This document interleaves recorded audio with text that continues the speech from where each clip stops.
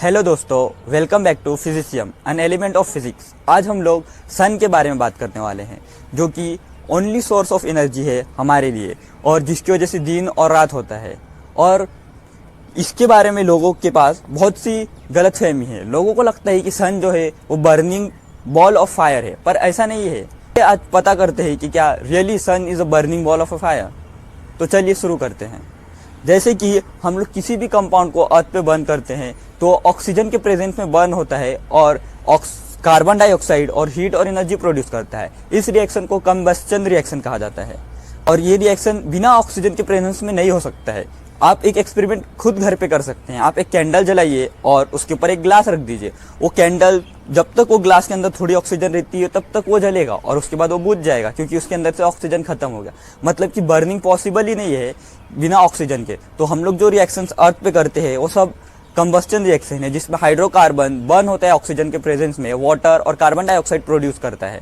पर जो कि सन, वो तो स्पेस में है, वहाँ पे तो ऑक्सीजन नहीं है, तो फिर वो कैसा बर्न हो रहा है? तो जो सन है वो न्यूक्लियर रिएक्शंस पे काम करता है। चलिए जानते हैं कि न्यूक्लियर रिएक्शन क्या होता है।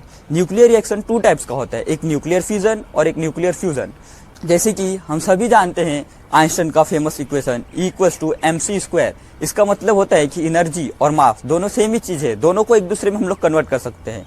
तो न्यूक्लियर फ्यूजन में क्या होता है कि दो एलिमेंट्स जो हैं वो एक दूसरे से कंबाइन होते हैं और हेवियर एलिमेंट बनाते हैं और कुछ अमाउंट ऑफ एनर्जी रिलीज हो जाती है जो कि सन को एनर्जी देती है। फॉर एग्जाम्पल, अगर टू हाइड्रोजन एटम्स है, वो एक दूसरे कंबाइन होंगे, स्टार्टिंग में वो एक दूसरे के नज़दीक आएंगे, पर इलेक्ट्रोस्टैटिक फोर्स की वजह से वो एक दूसरे को रिपेल करेंगे कि दोनों ही पॉजिटिव चार्ज है, दोनों का प्रोटॉन।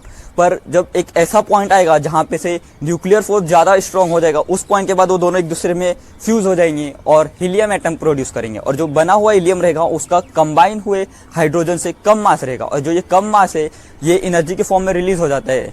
और यही सोर्स है एनर्जी का सन के लिए, और ये हाइड्रोजन बॉम्ब में यूज होता है। पर एक और सवाल उठता है कि हाइड्रोजन बॉम्ब तो ब्लास्ट हो जाता है, तो हमारा सन क्यों नहीं होता है?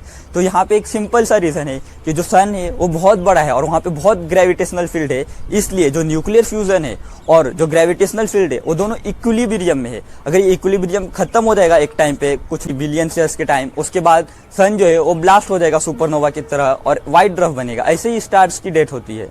चलिए अब बात करते हैं न्यूक्लियर फ्यूजन क्या होता है। न्यूक्लियर फ्यूजन जो है वो न्यूक्लियर फ्यूजन का उल्टा है। इसमें क्या होता है, एक हेवियर एलिमेंट है वो ब्रेक होकर स्मॉल एलिमेंट्स में कन्वर्ट होता है और एनर्जी रिलीज होता है। फॉर एग्जांपल, यूरेनियम है वो ब्रेक होके कुछ स्मॉल एलिमेंट्स में कन्वर्ट हो जाएगा और जो प्रोड्यूस हुए एलिमेंट्स रहेंगे उनका मास उस यूरेनियम के कंपैरिजन में कम रहेगा और कुछ अमाउंट ऑफ एनर्जी रिलीज हो जाएगी। ये प्रोसेस न्यूक्लियर प्लांट्स में यूज़ होता है इलेक्ट्रिसिटी वगैरह प्रोड्यूस करने के लिए, और यही प्रोसेस एटॉमिक बॉम्ब में भी यूज़ होता है।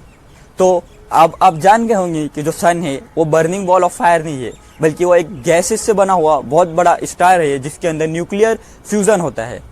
तो आपको हमारा कंटेंट अच्छा लगा तो चैनल को सब्सक्राइब करें, वीडियो को लाइक करें और अपने दोस्तों के साथ शेयर करें। Thank you.